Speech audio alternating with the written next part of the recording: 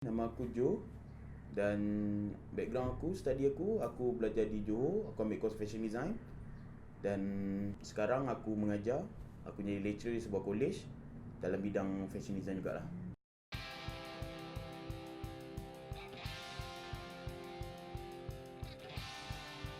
Aku lain gig waktu tu waktu aku zaman kecil, zaman aku sekolah je aku lain gig, aku motor hardcore. And then bila aku study dekat Johor, aku mau tu layan punk. Sebab kat sana aku lepak The Wall. The Wall adalah pusat gig dekat Batu Pahat yang semua orang tahulah. The Wall tu pun orang tahu rumah punk kan. Situlah tempat aku waktu aku study, itulah tempat weekend aku.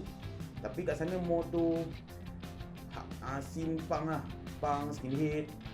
And then lepas aku habis dekat sana study, aku duduk KL balik, barulah aku layan full hardcore, indie. Tapi aku mau tu hardcore lah. Bagi aku, kalau aku dalam scene hardcore, aku orang tahu kan, mosh. Bagi aku semua ada tarikh masing-masing lah, ikut genre ni apa diorang layan, apa muzik diorang layan. Contoh dia seperti korang tengok Masdo, Twist, hardcore, mosh, semua. Tapi bagi aku mosh agak ganas lah.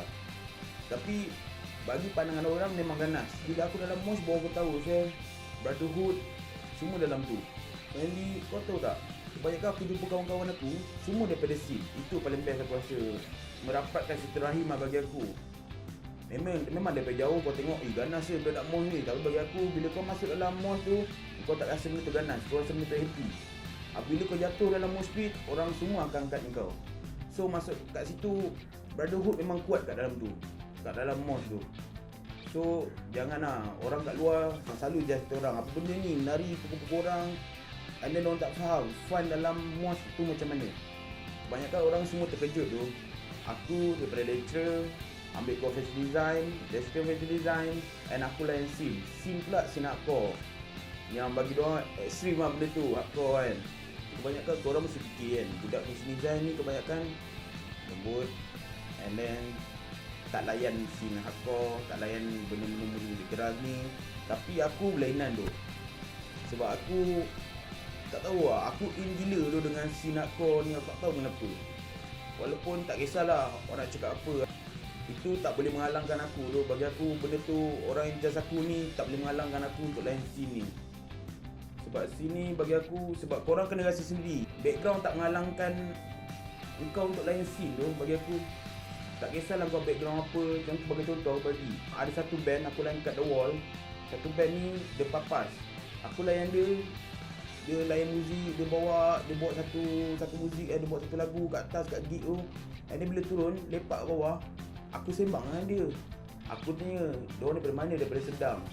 And then aku terkejut kat situ, semua dalam band dia, gitaris, drummer, bass, nyanyi dia, background diorang semua doktor. So kat situ aku macam terfikir, background seseorang tak menghalang untuk melayan scene. Tak kisahlah korang background macam mana ke, korang kerja macam mana pun, kalau korang nak layan muzik underground for everyone. Tak kisahlah kau suka layan apa, kau suka layan hardcore ke, kau suka layan punk ke, kau layan skinhead ke, indie ke, kita semua dari scene tu. Bagi korang yang baru nak layan hardcore, boleh layan scene kita ni, korang boleh check out dekat Melaya Roll. And then banyak lagi, korang pun sekarang pun ada IG, korang ada Facebook, banyak page-page yang keluarkan flyers gig. Kita bukan macam dulu je lah kan. Kau nak pergi satu gig tu, kau dah tengok flyers tampak kat dinding. Sekarang tak ada bro, sekarang teknologi bro. Pada band Papas, aku respect dia korang. Sebab korang antara band idola aku yang boleh terbuka fikiran aku kan. Mengatakan orang dalam scene ni semua ada kejayaan masing-masing. Kalau korang ada persoalan dekat dalam scene ni, korang boleh komen dekat bawah. Dan yang penting, jangan lupa tegur aku dekat gig.